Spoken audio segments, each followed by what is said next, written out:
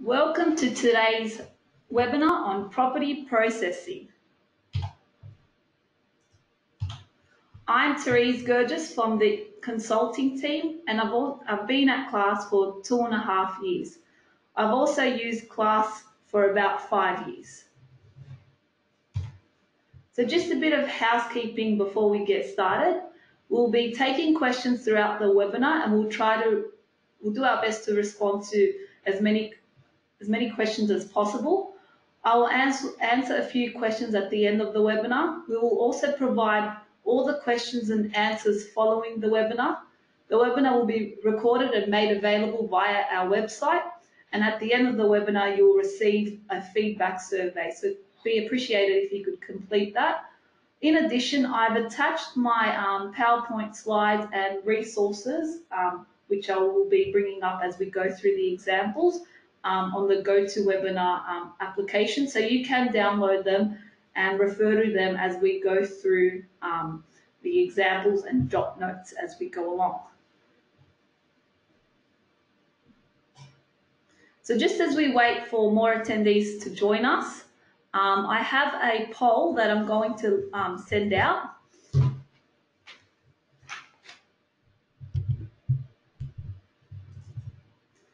And the poll question is, what area of property processing in class do you find the most challenging?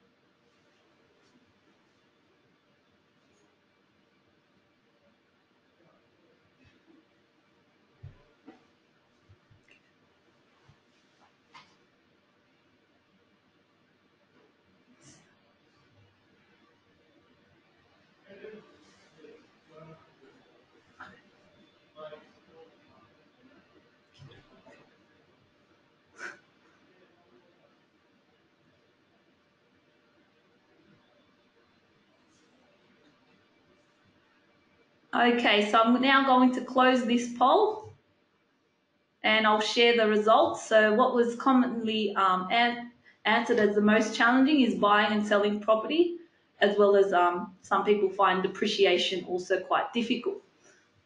Okay, so we'll now move over to our agenda.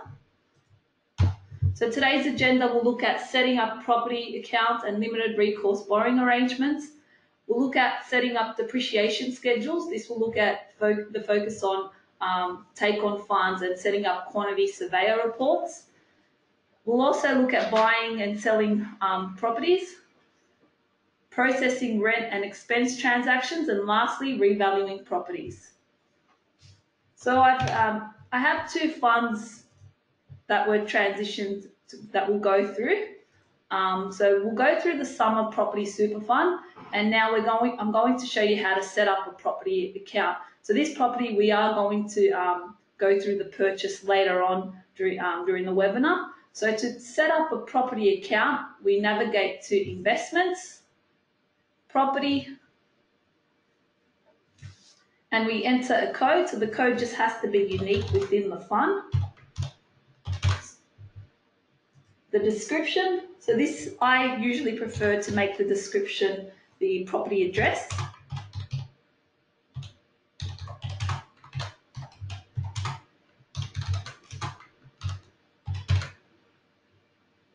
And then we need to verify the property address.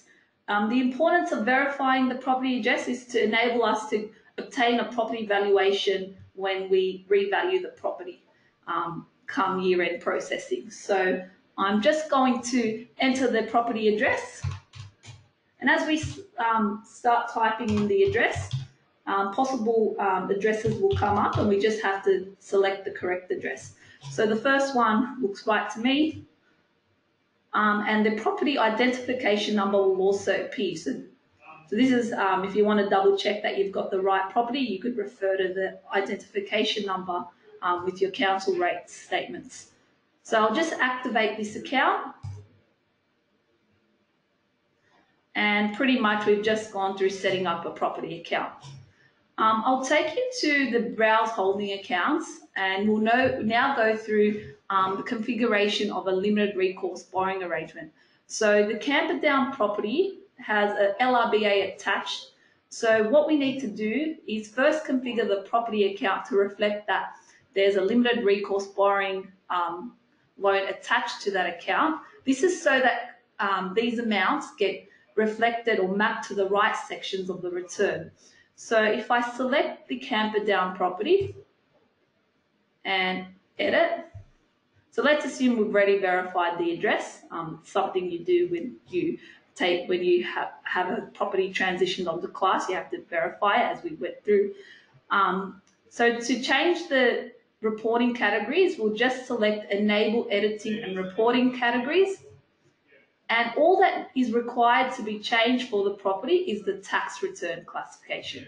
So we either change it to LRBA Australian non-residential. This applies to a commercial property, but in this case, because the Camperdown property is residential, we'll select LRBA Australian residential real property and then save. So that's all that's required for the property. So we'll go back into Browse Holding Accounts. So to set up the loan, we need to, currently, the way it's been set up, it has the same reporting characteristics as a cash account. So we need to ensure that we change this so that it reflects correctly on our annual return. So we'll edit this account. And under the Asset Classification tab, so at the bottom here, I'll change the GL, so the General Ledger Classification, to Limited Recourse Borrowing Arrangement. So that's the one at the top here. And I also need to change the Tax Return Classification to Borrowings LRBA. So just before I hit save, I just want to make a note. You can link the loan to the property. This is for asset allocation purposes. So that's an additional step that you can do. So I'll save this. And we've now configured the LRBA. So I'll just show you where things will get mapped in terms of the LRBA on the annual return. So I'll go to section H of the return. So this is section H is where we see the assets and liabilities being recorded. So for the property that with the LRBA attached, we'll ideally in this case see it under J1. And for the loan, it should be mapped to section 16V1. Okay, so now we'll move over to setting up depreciation worksheets. So I have a depreciation schedule for the Guildford property, which I'm going to go through now. As we could see, there's some furniture and fittings, such as an AC and kitchen stove.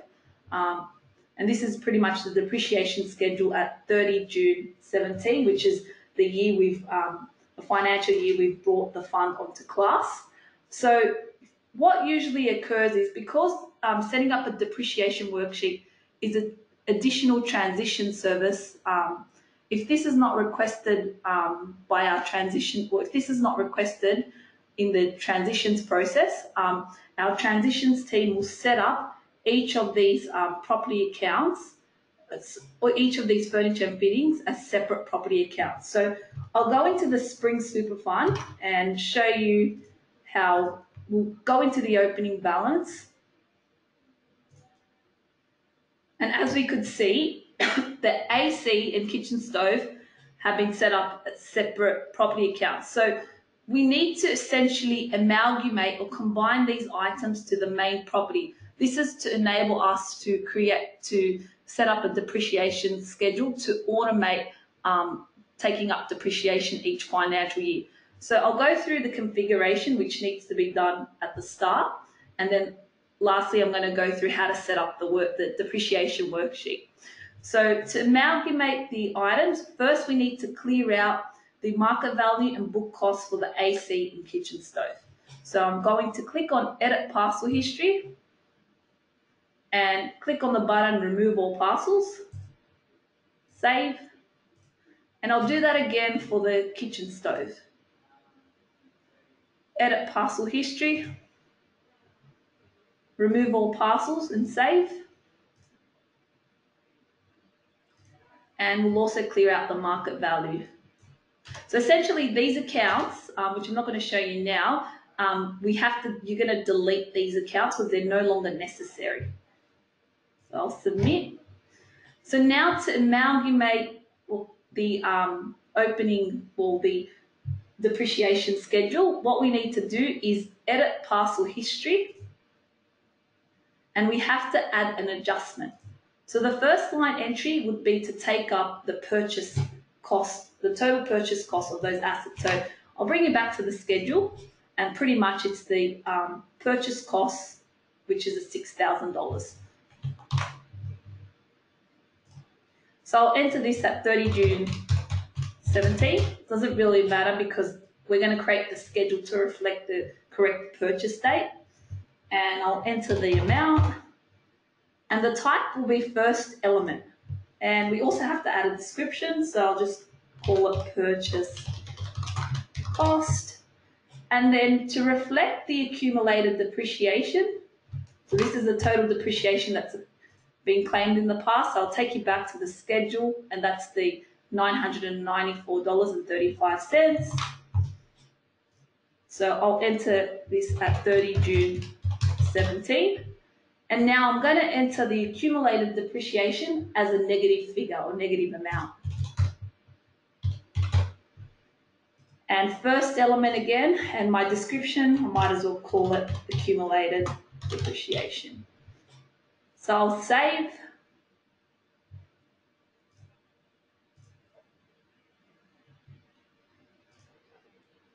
And basically I have to adjust my market value now to also include the closing written down value. So my closing written down value, take you to the schedule again, is this amount here.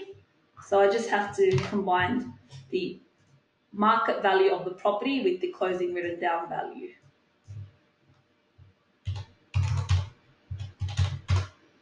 And then submit. So this is the configuration bit.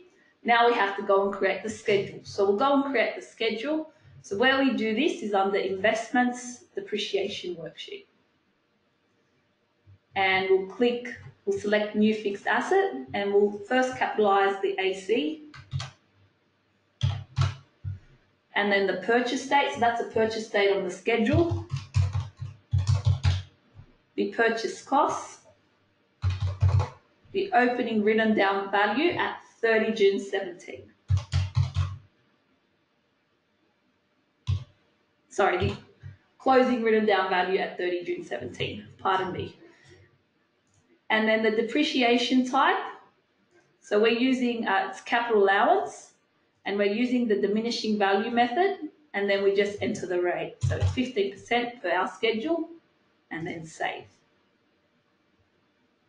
We'll go in and add the kitchen stove. Same process. Purchase date.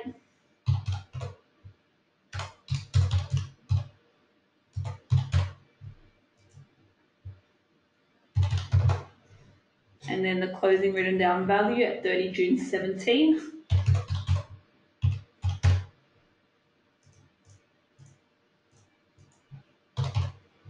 Save. So notice now how we have an amount in red that says residual cost base, residual book cost.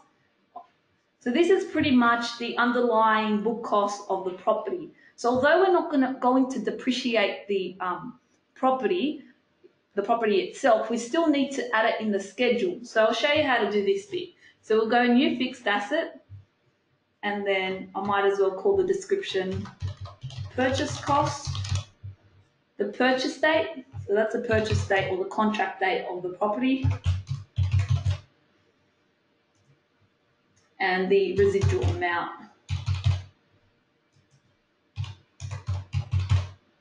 And then the important thing is the depreciation type just needs to be changed to not applicable because we're not going to depreciate this item.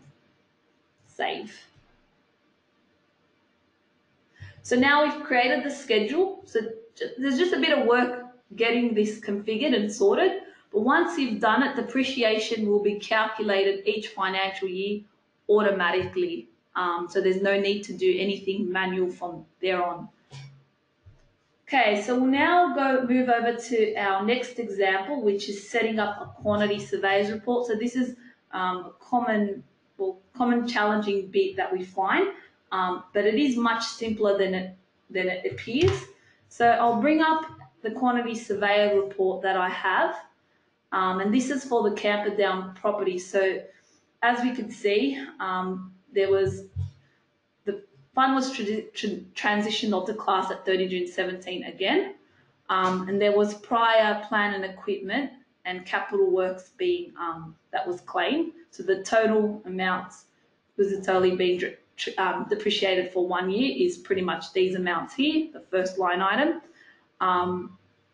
The schedule shows the total value of the plan and equipment and capital works on here. So I'll show you how to first configure your opening balance to reflect the accumulated depreciation for plant and equipment and capital works.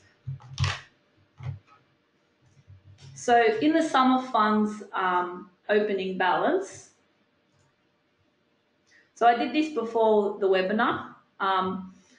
So basically, if I edit parcel history, just to show you what you need to do to the cost base, you'll need to add at 30 June 17 for the plant and equipment depreciation. We'll enter it again as a negative figure as a first element.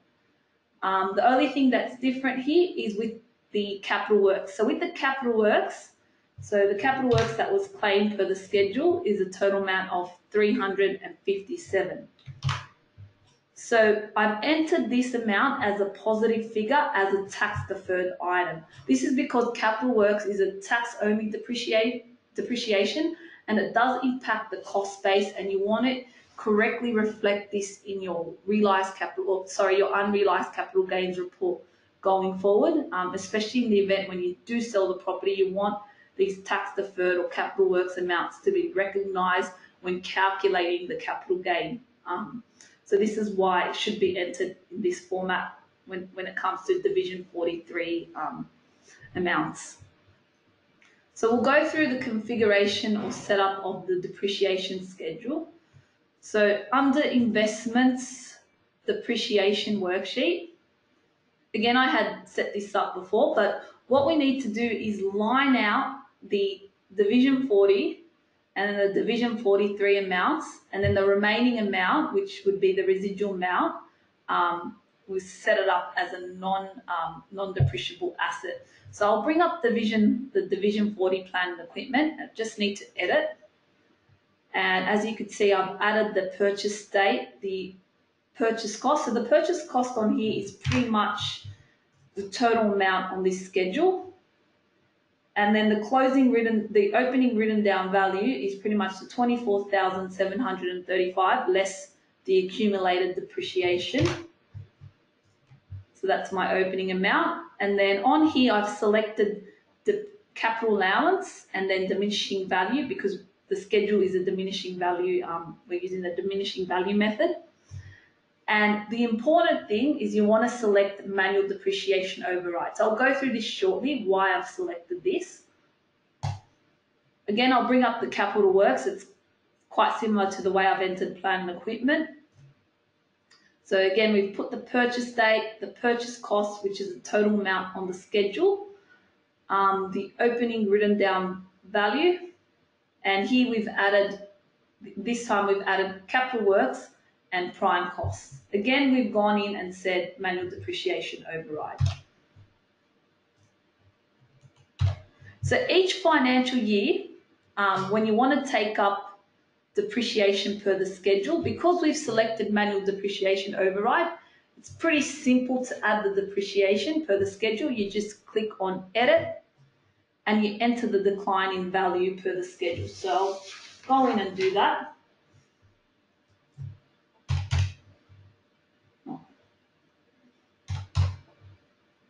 Save. For the capital works, I'll go in and do that as well.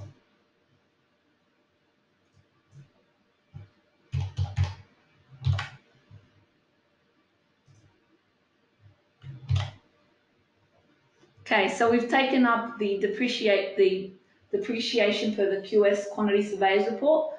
Just want to also highlight and note that as Division 43 or Capital Works depreciation is a tax-only depreciation, you won't show up on your profit and loss or accounting reports. But when you do run your period update, you'll definitely see it on your annual return that it's been expensed. And another way to know that it's definitely been accounted for is the tax reconciliation report. It'll definitely show it as an adjustment in calculating the taxable income. Okay, so we'll now move over to capitalising newly purchased assets.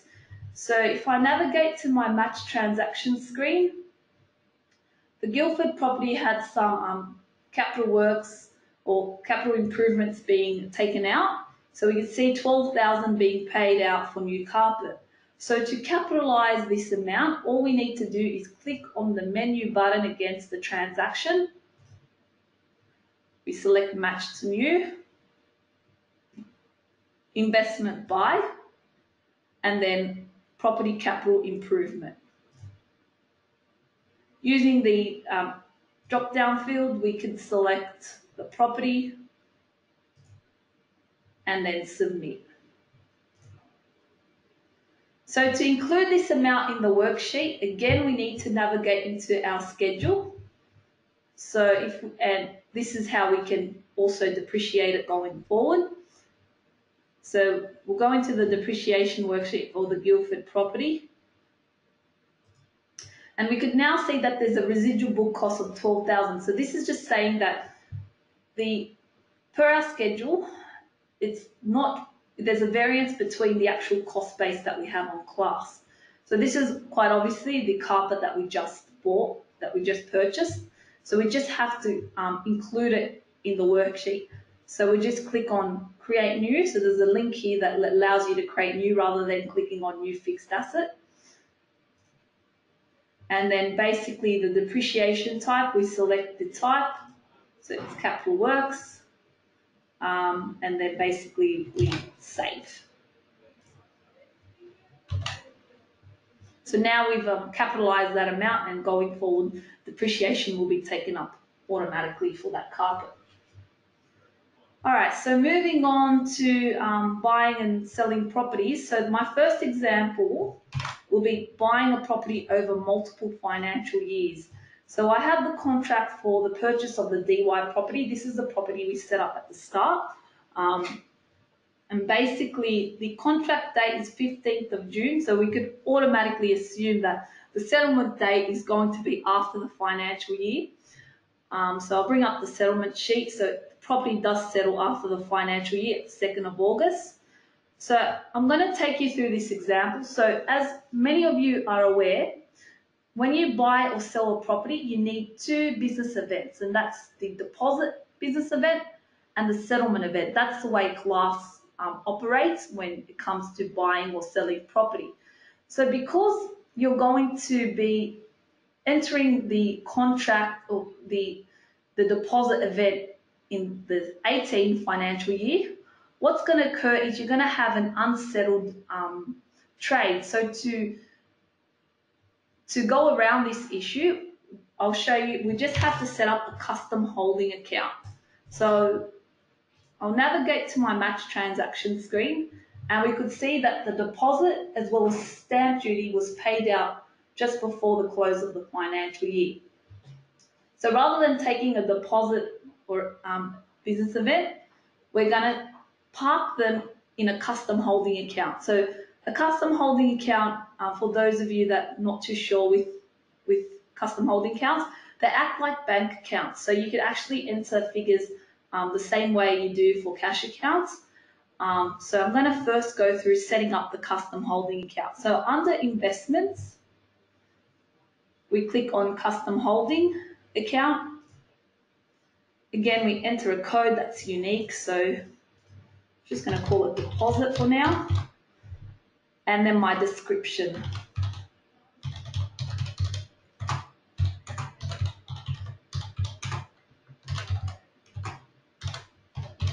And then I'll change the general ledger classification to sundry assets, and the other fields will pre-fill. You can, if you want to map the deposit and stamp duty to the property account on the return, you have the option of changing the general ledger classification and the tax return classification to property, direct property. It's entirely up to you how you report amounts like this. So I'm going to activate. So I've now created that custom holding account, and I'll show you where it sits. So it's under bank statements, and we could see that we can actually, it looks like pretty much a bank account. So we just now have to match off or code those transactions, so the deposit and stamp duty, to that custom holding account. So to do this, we click on the menu button on the side for each transaction, match to new, and custom holding account. We select transaction and just need to submit. Again, we'll do that for stamp duty. So menu button, match to new, then at the bottom here, custom holding. So this is relatively new field in tab in class. Transaction, and then submit. So now we've capitalized those items. So if we go into our prepayment account, you could see that these amounts are sitting here. So I'm going to now close the financial year for 18, so we can move on to the settlement bit, or doing this, the actual completing the transaction, so the deposit and the settlement. So just bear with me as I go in and do this. So under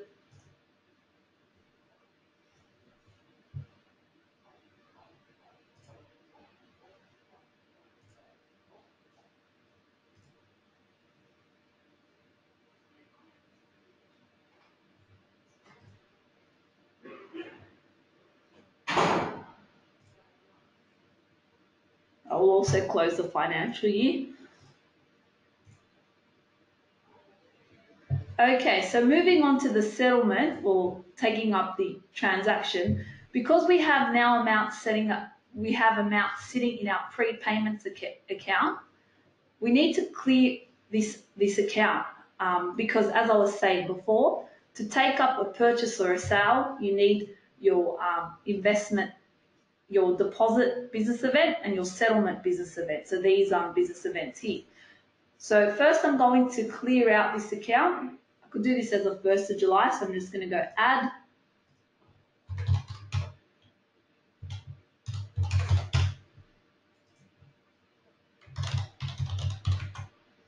And then I'll enter the total opening balance amount for this account, and then save. So now when I go into my match transaction screen, I'm going to see the 67,990 sitting there. So we'll go through the first bit of taking up the deposit. So I'll just take you back to my contract.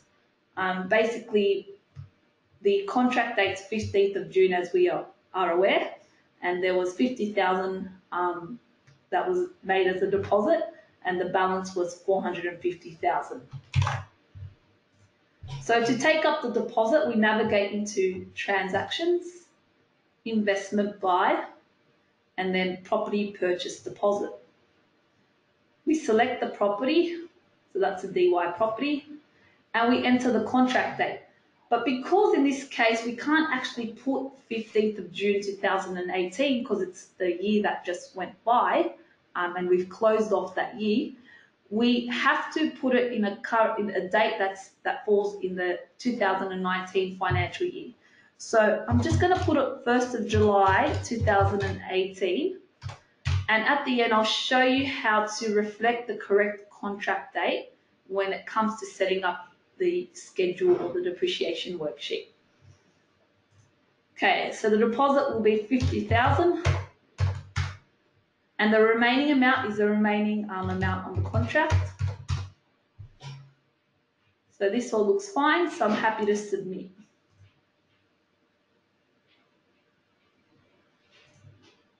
And I'll match off the 50,000 to the opening amount that we just cleared in the custom holding account. Okay, so now we're left with settlement. So upon settlement, we also have legal fees to take up, and we also have stamp duty that we haven't capitalized yet. So we'll go through the settlement sheet. So the settlement also has some council rates, some water rates, as well as some title fees, so discharge of mortgage. So I'll go through counting this bit. So if we navigate into transactions, investment buy, property purchase settlement, we again click on select the property.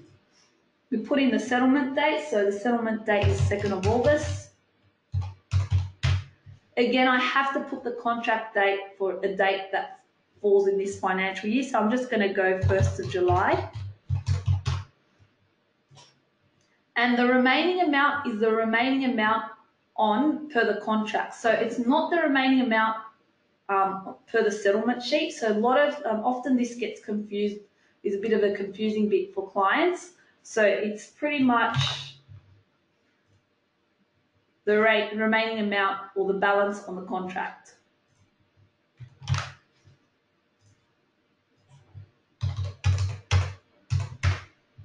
Based on the purchase price of $500,000. Okay, and now we could add the disbursements on settlement. So we had some council rates that was paid by the purchaser, so by the fund. We had some water rates.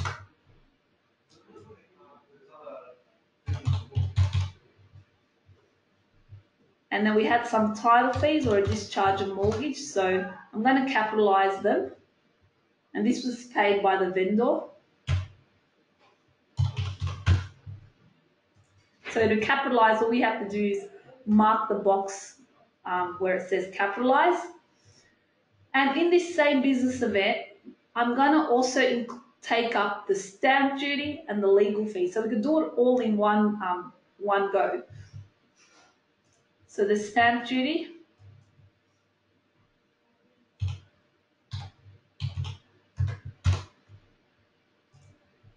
and then the legal.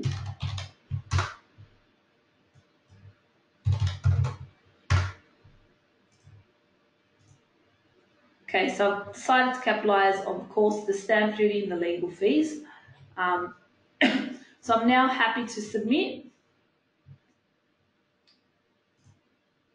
And I'll match off all those transactions relating to the property purchase, so the stamp duty, the settlement, the proceeds upon settlement, the legal fees, all to the business event, and just match. So, as I was saying before, when we took up these business events, we put the contract date as of 1st of July, but to reflect the correct contract date for CGT purposes, you can do this by creating a depreciation schedule, even though you're not going to depreciate those items. So if I go into the depreciation worksheet and select DY, we could see those amounts ready for us to add. So we just have to go create new. And basically you could change the purchase date to the 15th of June 2018 and click save. So I won't do this now because we've... Okay, so we'll go through selling a property and I'll take you through my example. So the Guildford property was sold. So the contract date was 1st of April and it got settled on the 15th of May.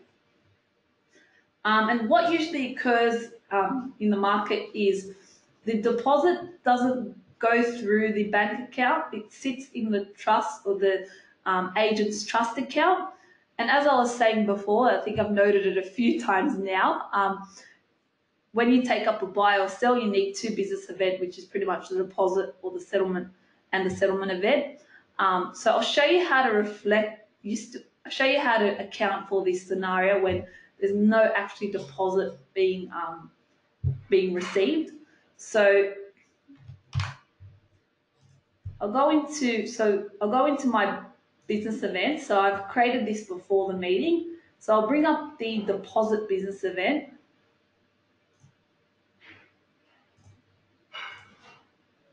sorry. So basically, I entered the contract date. The deposit I left as nil because no deposit was received, and the remaining amount is basically the remaining amount on the contract is the contract price. So 800,000.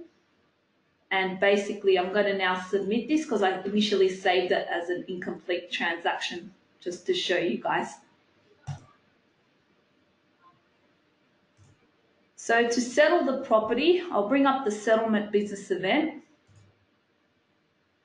And basically, I entered the settlement date per the settlement sheet that I have, the contract date, and then I've entered the remaining amount, which is basically the remaining amount on the contract, which is 800,000. And then I entered all the disbursements. So we'll go through the settlement sheet. So we had some council rates, some water rates. Again, we had some title fees. And also upon settlement, there was agent fees for the sale or the commission to sell the property, as well as some legal fees just for the conveyancing. So for the amounts that were paid by the vendor, so that was the super fund, they're basically entered as negative figures. So just important to remember that anything that's paid by the vendor is entered as a negative figure. Anything paid by the purchaser in a sale is entered as a positive figure. So the council rates, water rates were all paid by the purchaser who took on the property.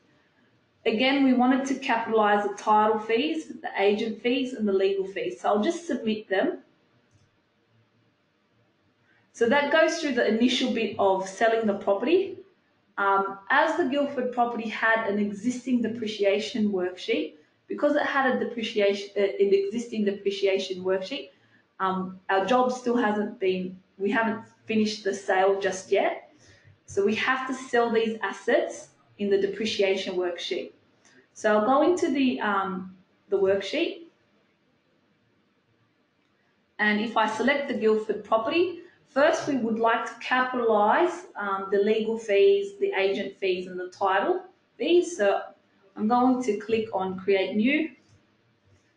Might as well change this description. And then I just change the depreciation type to not applicable.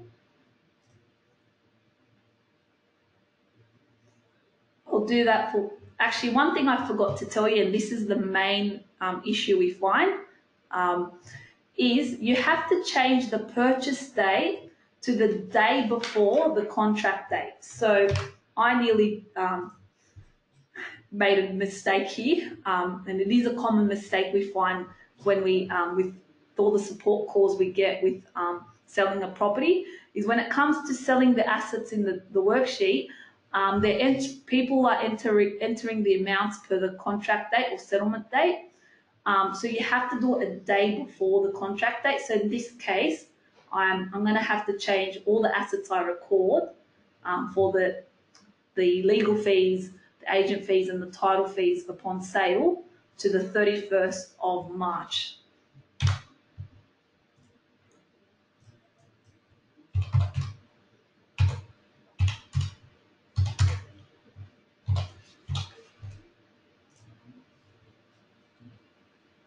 Okay, I'll take up the agent fees, agent's commission.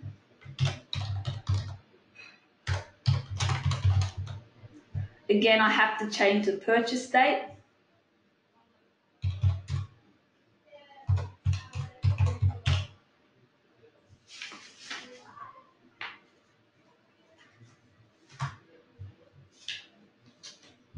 Save, or not applicable, and then save.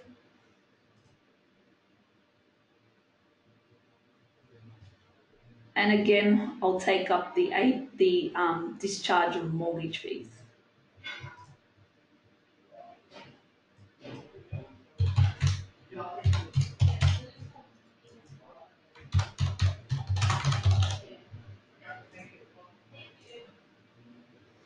Okie dokie. So now we can sell these assets in the schedule.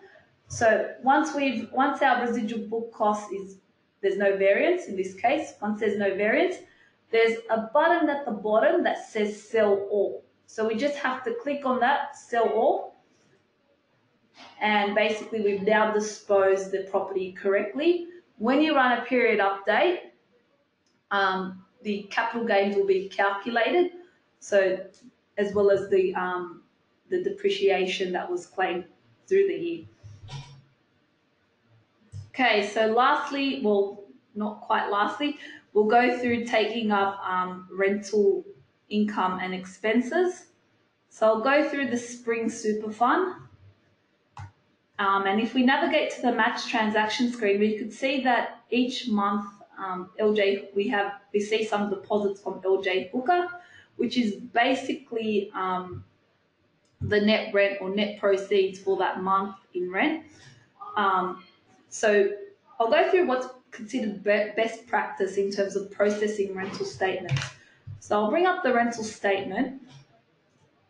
We have the LJ Hooker yearly annual statement. Basically, it shows our gross rent of $30,000, and we also have some expenses such as agent fees, advertising, and postage. So, if you like to process funds periodically, which is the way to go, you can set up a transaction rule to take up all these net rents. And then basically at year end, you create one business event to take up the expenses to correctly record the gross rent and the expenses. So we'll go through setting up the rule. So I'm going to do the create the rule in the match transaction screen. So against one of the transactions, I'll click on the menu button, create rule for, and I'm going to select I'm going to classify as rental statement. I'll select the property and then save. I'll close out of this, and basically all the transactions with this description will come up. So they're going to be coded to the rental income account. So it is currently net. So to take up the gross rent at year end as well as the expenses, what you do is you create one business event. So under transactions, fund income, we select rental statement. Again, we need to select the property, and then we'll add the 1st of July and the year end date. And then basically the gross rent will be our total expenses per the schedule. So this is the amount here, the $3,055.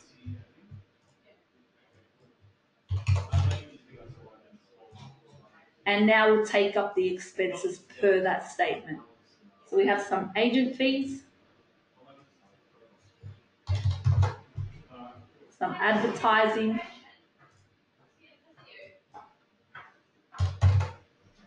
some postage and sundries. So notice how our total expenses matches up to our gross rent. So pretty much these amounts offset each other in the background. So we'll submit. And if we move to our P&L or our profit and loss, we could see that our rent has been correctly recorded as $30,000, and we could see the expenses being accounted for. Okay, so lastly, we'll go through valuing a property. So before I value a property, show you how to do that, just want you to answer another poll question.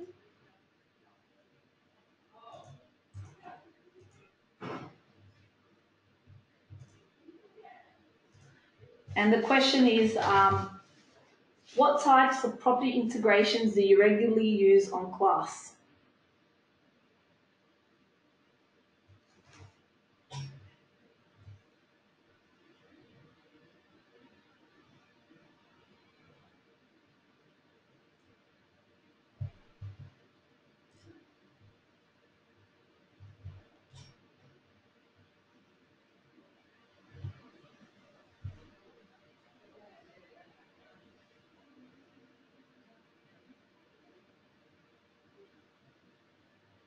So I'll just leave it on for a few more seconds.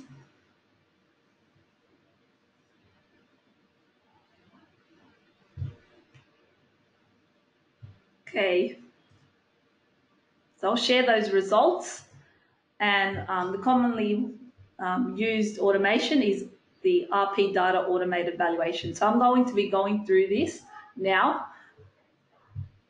So we're going to revalue the DY property in the Summer Super Fund. So I'm going to navigate into investments, browse holding accounts.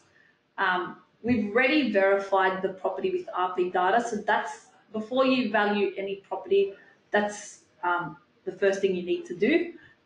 So because we've verified it, we could click on the menu button on the side and click on holding price valuation, and we'll select the button request automated valuation.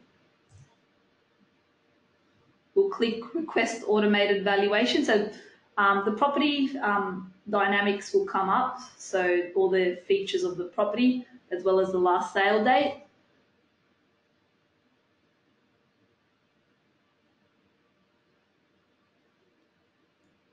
And we'll just wait for the value to come about. So RP data does give you a range, and it does value the property at midpoint of that range. I will bring up the supporting document, but before I do that, I'll just go through what this indicator means. So this means forecast standard deviation. So the lower the percentage, the more reliable the valuation is. The higher it is, the more unreliable it is. So in this case, this valuation is pretty reliable, and that's why it's green at 10%. And we'll open up this supporting document. So this you could always add to your working papers and supply it to your auditor. Basically, we have the midpoint of the range.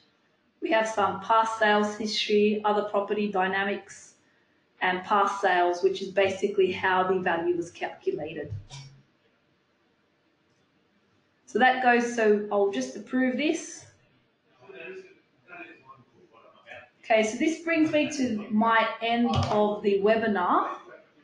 I will go through some commonly asked questions that were asked throughout the webinar, and they are quite interesting, these questions. So, what would be the reason for GST not flowing on all transactions? So I'll repeat this one again. So what would be the reason for GST not flowing on all transactions? So it is a good question. So basically, I'll go into the Spring Super Fund. So basically, when you have a fund with commercial property, there's two things you need to do before you begin processing any rent or expenses. The first thing you need to do is ensure that the fund is registered for GST, or the setting on class is showing that it's registered. So we'll go into settings, fund defaults, and basically what you need to do is go put a new fund policy or edit the existing fund policy, and ensure that the GST status is registered and the GST period is also inputted. So I'm just going to change it to registered, and I'll change this to quarterly. This is common. And how you know this setting is done or is active is you can notice when you go into the fund dashboard, the landing page when you come into a fund, and the status here would show registered. Another thing you need to do is ensure the commercial property also shows what the setting is showing, that it's commercial and registered for GST. So I know I didn't go through any commercial property examples, but let's say that the property in here is commercial. So what I need to do is come into my browse holding accounts, edit, and change my property type to commercial, and attracts GST, and save it. So that's one question that we got. Another question that we also received was, can I get an automated property valuation for commercial property? So I'll read that out again. So can I get an automated property valuation for a commercial property? So as I was saying before, well, Class integrates with CoreLogic RP data. So you can get a free property valuation for residential properties only. However, for commercial properties, you can't automatically request it, but you can order one through Class. The reason why commercial properties is different is there's a bit more comprehensive in valuing those types of properties, and there's different parameters to also value them. So where you can request one, I'll take you to that screen. So if we click on holding price valuation, there's a button that says order from RP data, and it takes you to the CoreLogic or RP data site for you to log in, and basically you could request a valuation, commercial valuation for that property, and they'll send it to you. So there is a fee attached, and it does vary, I think, from property to property. Okay, and lastly, the last question we received was, how do I reflect CGT relief in class for take-on funds with property? So I'll read it out again. So how do I reflect CGT relief in class for take-on funds with property? Okay, so I'll go into our opening balances. Actually, I'll do this for the Spring Super Fund.